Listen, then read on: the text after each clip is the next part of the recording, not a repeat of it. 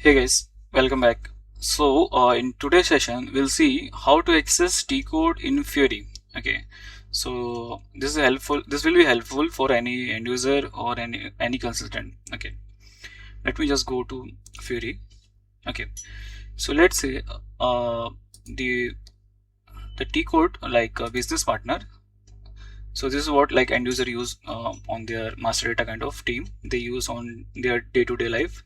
Okay, now here we don't see any T code option. Okay, so if we want to enable the T code option, straight away go to menu, click on setting.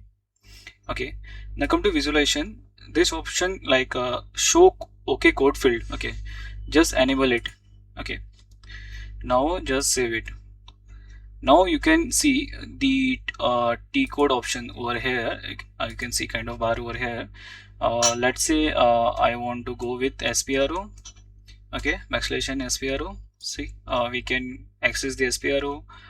Or let's say I want to open any T code like VOV8. This is SD related T code. Okay. So in this way, we can access T code in Fiori. So that's it in today's session. Thank you. Bye bye.